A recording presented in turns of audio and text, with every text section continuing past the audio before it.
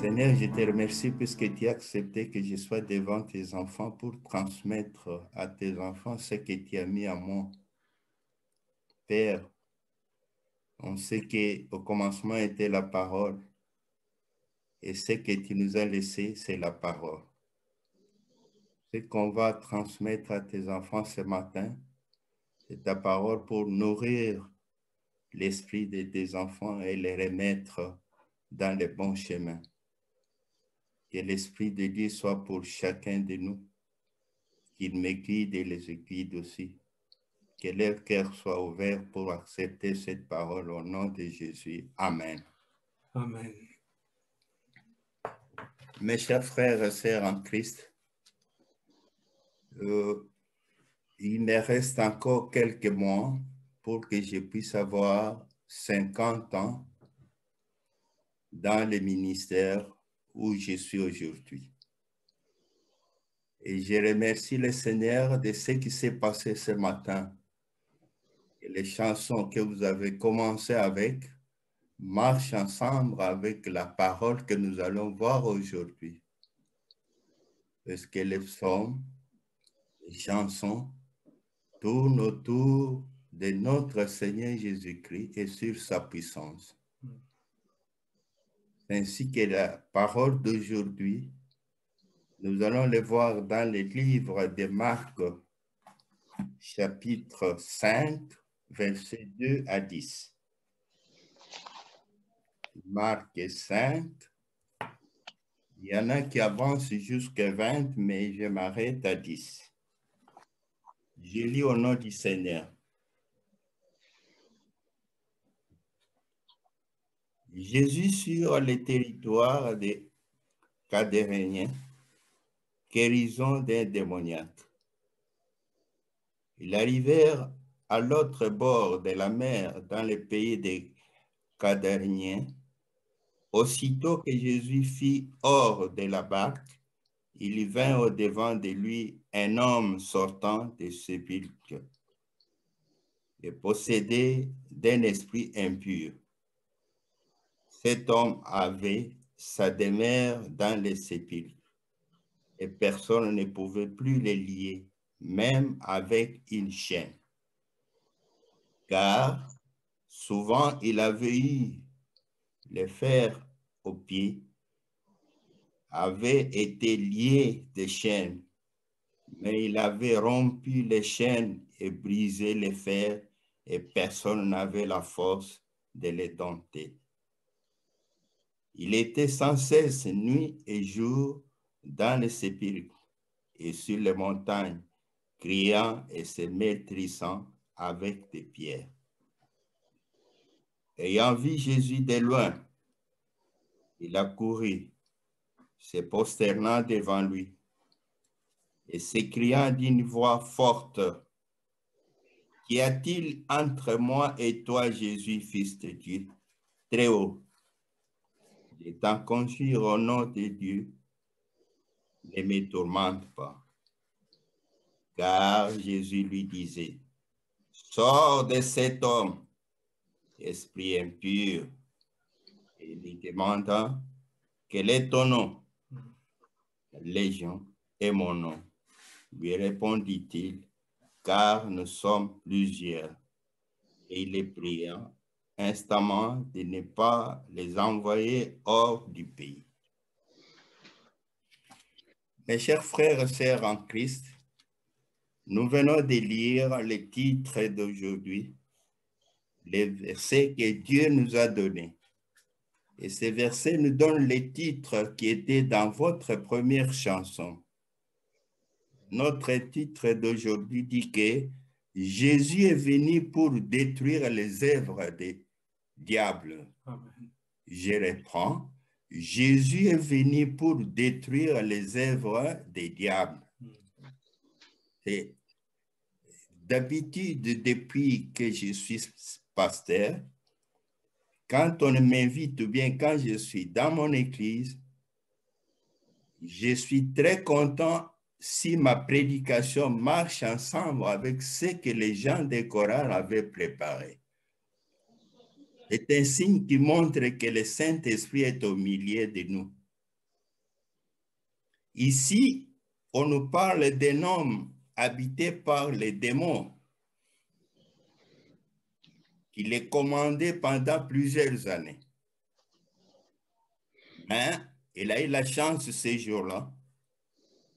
Ayant vu Jésus de loin, il a couru, se prosternant devant lui et s'écriant d'une voix forte, qu'y a-t-il entre moi et toi, Jésus, fils du Très-Haut?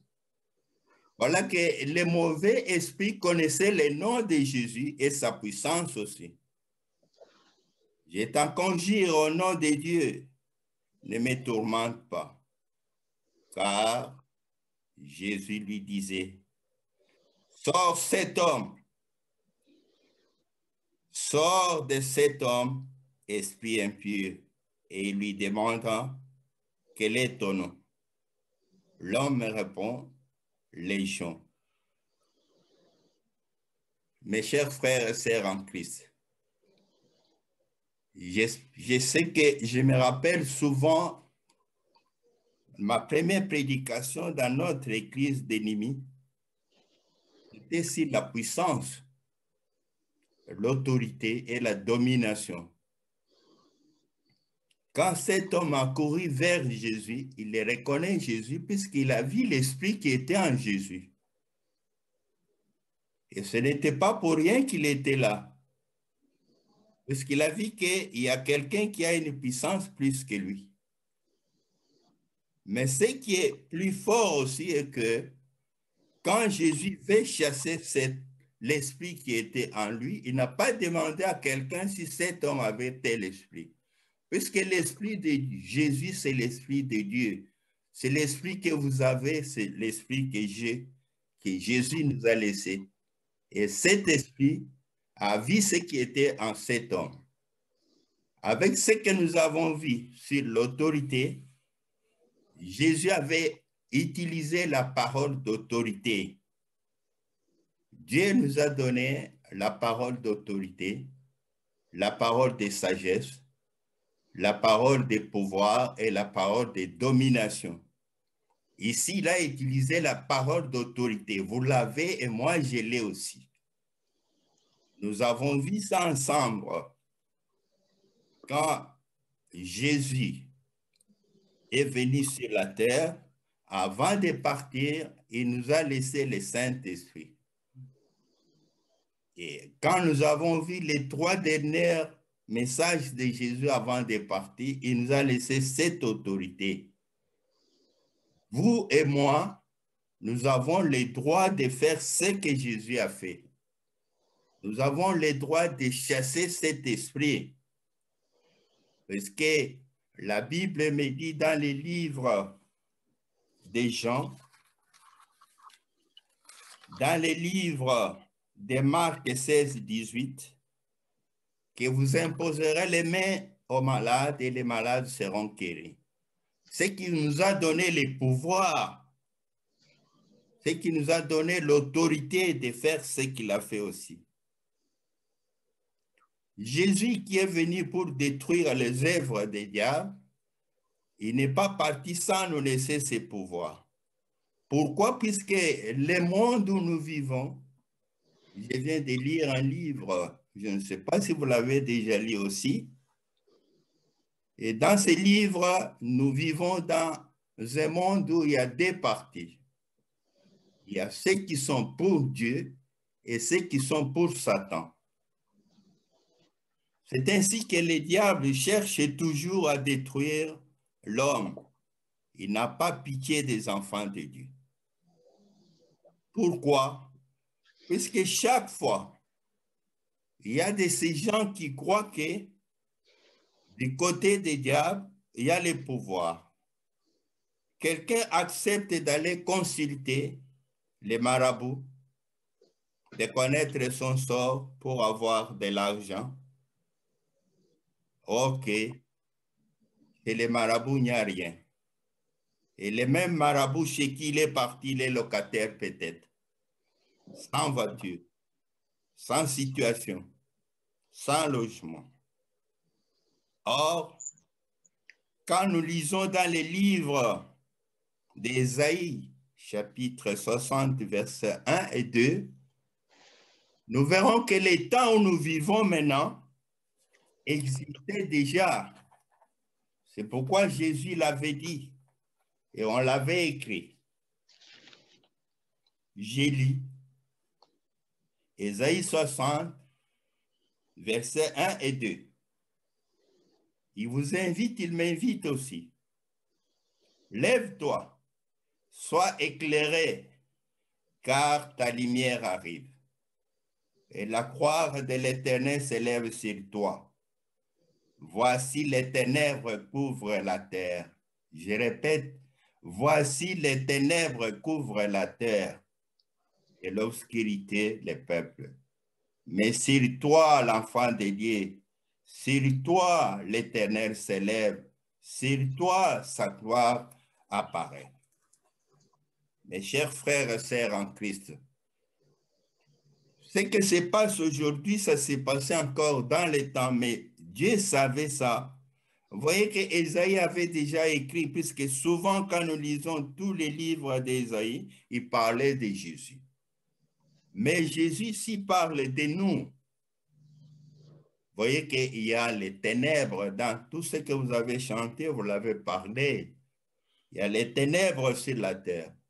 Mais qui doit amener la lumière? C'est vous les enfants de Dieu. Un jour, les ténèbres a commencé, un jour, les ténèbres terminera.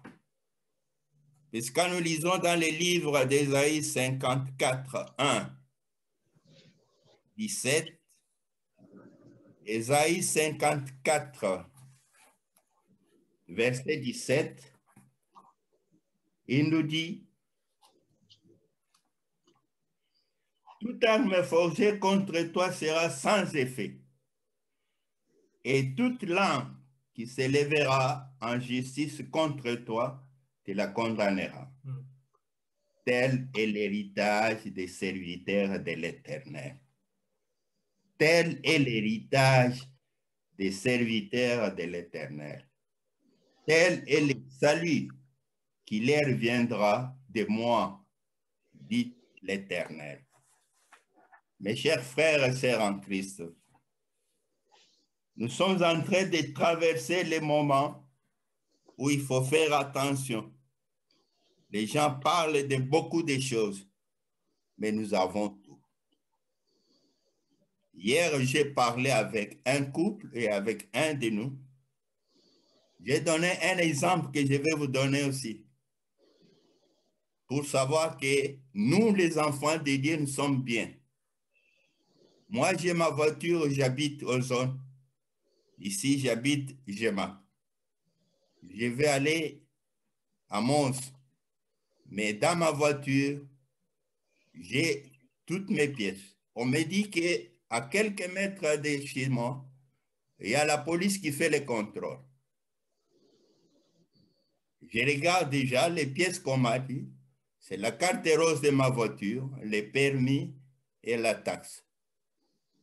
Mais une autre personne, la deuxième, n'était pas avisée. Lui, il arrive brusquement là où il y a la police. Parce que quand moi j'arrive là où il y a la police, je sais que j'ai déjà les documents qu'on m'avait déjà prévenu qu'il faut en avoir. Mais celui qui n'a pas les documents, il va commencer à trembler, il va commencer à dire n'importe quoi. C'est notre exemple, nous les enfants de Dieu. Nous devons savoir que les ténèbres est là. Les ténèbres ont commencé, mais ça doit terminer. Puisque nous sommes déjà avisés. Si vous suivez très bien, même pour ce qui se passe aujourd'hui, pour la pandémie qui est dans le monde aujourd'hui, il y en a qui prêchent que c'est la fin du monde. Non. Quand j'ai préparé cette prédication, c'est pour montrer aux gens que nous avons quelqu'un qui est venu pour détruire ce pouvoir. Et il nous a déjà avisé quels sont les éléments qui vont montrer la fin du monde.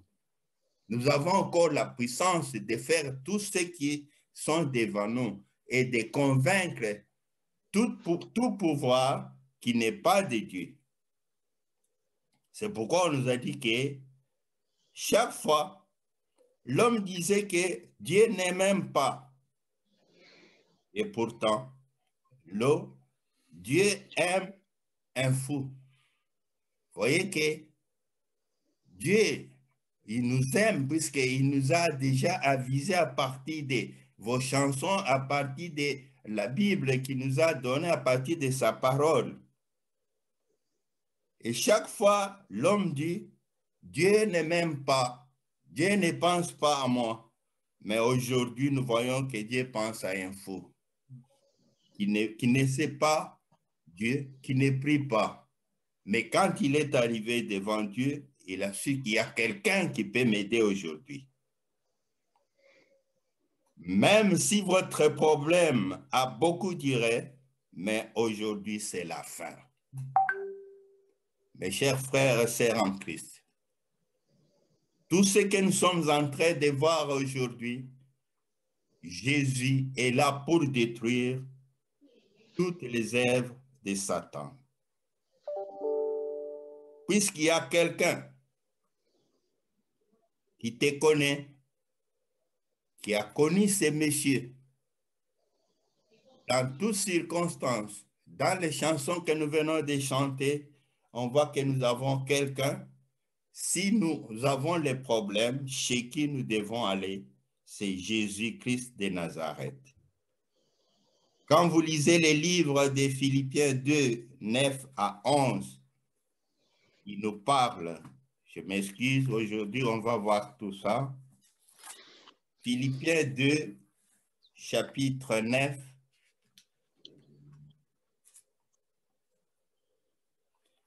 Je lis au nom du Seigneur.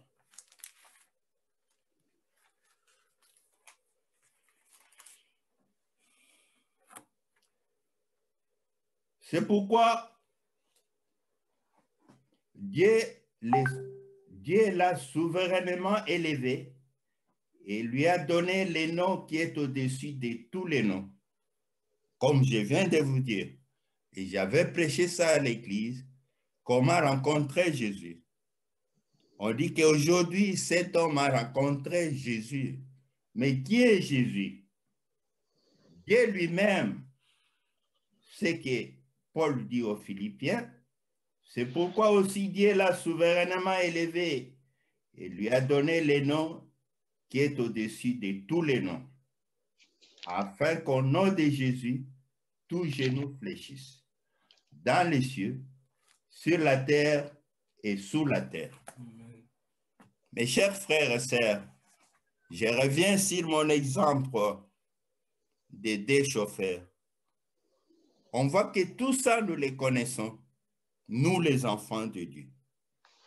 C'est pourquoi si nous sommes devant un problème, nous ne serons pas comme ces messieurs. Pourquoi? Puisque nous savons très bien que nous avons quelqu'un à qui on avait donné tous les pouvoirs sur cette terre. Quelqu'un qui peut tout faire sur cette terre. Mais parce que l'ennemi Satan est venu auprès de ces messieurs, il a déplacé les messieurs qui étaient autrement. Satan est venu habiter en lui, puisqu'il ne connaissait pas Jésus. C'est pourquoi tout nom. C'est pourquoi tout nom n'est pas ta maladie. Et ta maladie est venue et elle doit partir. Nous voyons que souvent, ces messieurs, on l'appelait les fous. Si nous allons plus loin dans les mêmes livres de Marc, après verset 10, vous allez voir que quand on l'a trouvé devant Jésus, les gens qu'on est allé raconter l'histoire, on l'a trouvé bien habillé. Il n'avait rien. Tout était déjà parti. Il est revenu comme tout le monde. C'est pourquoi Satan, quand il fait ce travail, il ne sait pas chez qui il est. Mais quand Jésus-Christ est arrivé, il ne l'a pas trouvé en ville. Les démons l'avaient fait déménager. Il déménage beaucoup de gens. Nous parlons aujourd'hui des sans-abri. Vous trouverez monsieur bien là, bien habillé. Mais pourquoi il a quitté la maison pour aller à cet endroit? Il est maintenant habité par un esprit qui n'est pas un esprit normal. Habité, ce monsieur, il habitait au cimetière, là où il n'y a pas de gens, là où il n'y a que les tombeaux.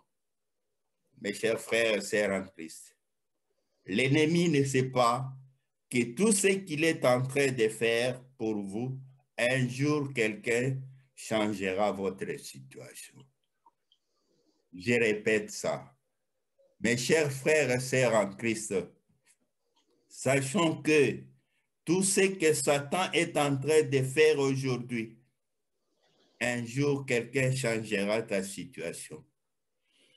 Cet homme a rencontré Jésus-Christ, qui est le fondement de notre vie. Comme il dit dans ses livres, « Voici, je t'établis en séjour sur tous les pays comme une ville forte, une colonne de fer et un mur d'airain, contre les rois, contre ses chefs, contre ses sacrificateurs, contre le peuple du pays. » Et il ajoute la phrase qui m'intéresse beaucoup, et vous l'avez déjà chanté, « Ils te feront la guerre, mais ils ne te vaincront pas, car je suis avec toi pour te délivrer, dit l'Éternel. » Nous avons quelqu'un. Et c'est pourquoi je vous ai toujours dit que quand je prêchais souvent, j'ai l'habitude de dire aux gens que je suis l'enfant des propriétaires, parce qu'il m'a tout donné. Mes chers frères, nous venons de voir ça dans les livres de Jérémie, que Jésus vous a tout donné. Vous avez tous les pouvoirs, même sur les rois. Je vous ai dit la fois passée, même sur les sacrificateurs qui ne sont pas dans la voie de Dieu. Et surtout que, au moment où nous parlons, nous sommes en train de vivre les découvernements dont je viens de vous parler, que je lis dans un livre. On lit, toute personne qui est pour Dieu est toujours attaquée. Mais on n'a pas peur. Jésus-Christ est venu pour nous libérer et nous délivrer de cet esclavagisme. Parce que ici sur la terre, il y a les gens qui nous attaquent chaque jour. C'est ainsi que dans les livres de Luc avait déjà écrit ça pour nous prévenir. Luc chapitre 4, versets 18 à 19. Je lis au nom du Seigneur. Luc chapitre 4, versets 18 à 19. L'Esprit du Seigneur est sur moi, parce qu'il m'a oint pour annoncer une bonne nouvelle aux pauvres. Vous avez eu ça. Vous voyez le travail qu'il était venu pour détruire l'œuvre de Satan. On parle de Jésus. Il m'a envoyé pour guérir ceux qui ont le cœur brisé. Mes chers amis, nous avons quelqu'un pour proclamer aux captifs la délivrance, comme nous venons de voir notre ami. Il n'est pas seul, ils sont nombreux. Il y en a jusqu'à présent qui trouvent que dans la magie, comme actuellement dans le monde, les gens qui ont des magies croient qu'ils ont tout. Mais non. Mais moi, je suis très fier. Moi, je vois que ces gens-là sont les captifs. Pourquoi? Parce qu'ils sont prisonniers. Ils ne sont pas libres. Et il est venu pour libérer aux aveugles de recouvrer de la vie, pour renvoyer libres les opprimés, pour publier une année de grâce des Seigneurs. Ici, je reviens sur ce que je viens de vous dire au début. Les gens croient que nous sommes à la fin du monde. Non. Nous, les enfants de Dieu, chaque année, nous devons savoir que nous avons quelqu'un qui nous a déjà dit que l'année qu'il nous donne, c'est une année de grâce pour nous. Ce n'est pas une année de malheur. Ce n'est pas une année de tristesse, comme on est en train de l'interpréter, puisqu'il m'avait déjà dit ça. C'est une année de bonheur pour moi, une année de grâce, où chaque jour je dois prier, et chaque jour je dois suivre l'exhortation qu'on m'envoie par notre pasteur. Ça nous encourage pour voir que tout ce qu'on est en train de parler par la presse, les médias disent n'importe quoi. Mais quand je lis les livres de Luc 18 à 19, je vois qu'il n'y a rien qui peut arriver à moi, puisque je suis l'enfant des propriétaires. Jésus-Christ peut vous restaurer quand vous acceptez de le suivre et de l'avoir en vous. Puisque dans tout ce que Dieu a fait, il y a toujours des conditions, même son Fils. Ainsi que prochainement, on peut parler avec vous sur l'obéissance. Il nous commande aussi, il nous demande à nous tous de les suivre, mais surtout de l'avoir en nous. Votre corps est le temple du Christ. Votre corps est le temple du Saint-Esprit. Faites ce qui est bon pour lui. Parce que quand vous faites ce qui est bon pour Dieu, le Saint-Esprit qui est en vous, il est content. Mes chers frères et sœurs en Christ, dans la vie, ton mari, ta femme, tes amis, tes enfants peuvent t'abandonner. Mais nous avons quelqu'un qui ne peut pas vous abandonner même à la fin. C'est Jésus-Christ. Parce que souvent, quand nous lisons les psaumes 27, j'aime beaucoup ça. Je me souviens qu'un jour, celui qui est à côté de moi avait lu ça un jour à l'église, mais j'étais tellement encouragé, j'étais prêt de lui dire que c'est un psaume que j'aime souvent. Mais j'ai pris seulement 27, verset 10. Qu'est-ce qu'il nous dit? Psaume 27, verset 10, il nous dit ceci.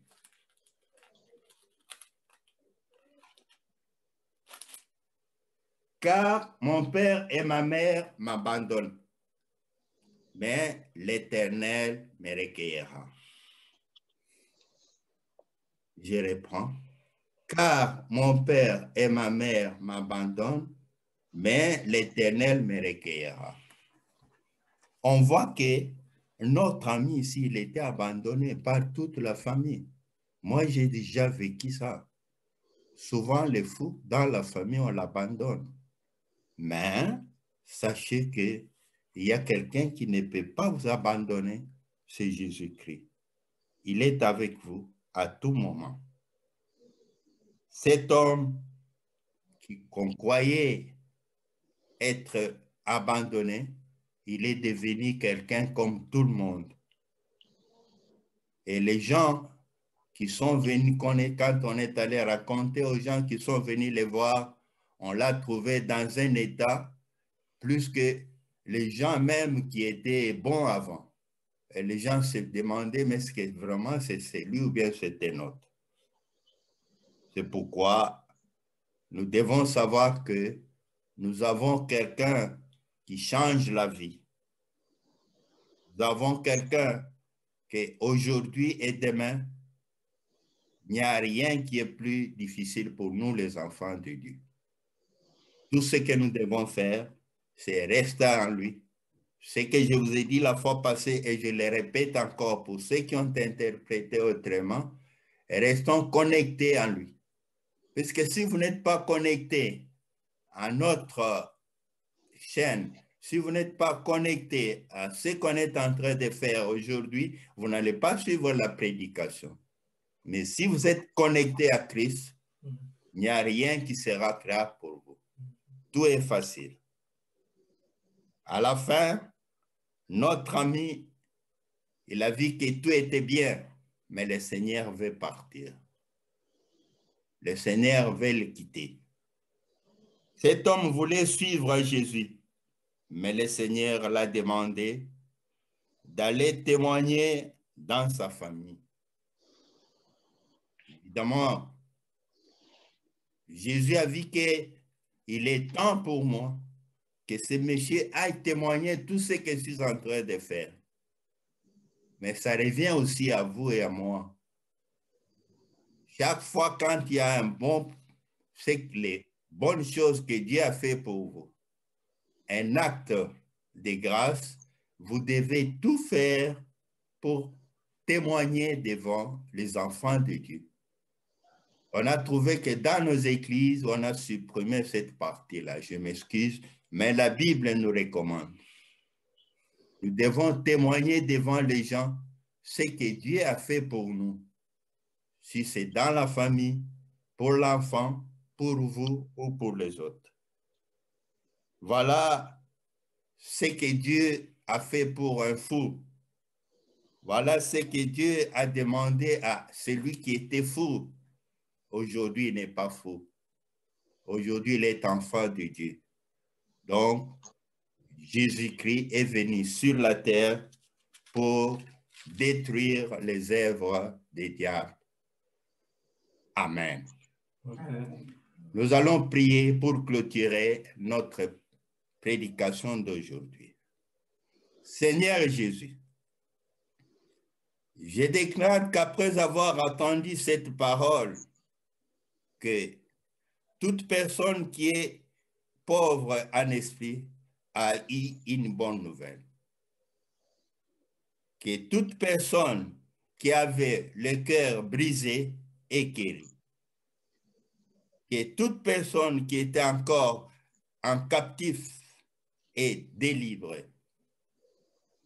Que toute personne qui est aveugle a recouvré la vue. Que l'année 2021 soit une année de grâce du Seigneur pour tous les enfants de Dieu, au nom de Jésus. Amen. Amen. Que Dieu vous bénisse.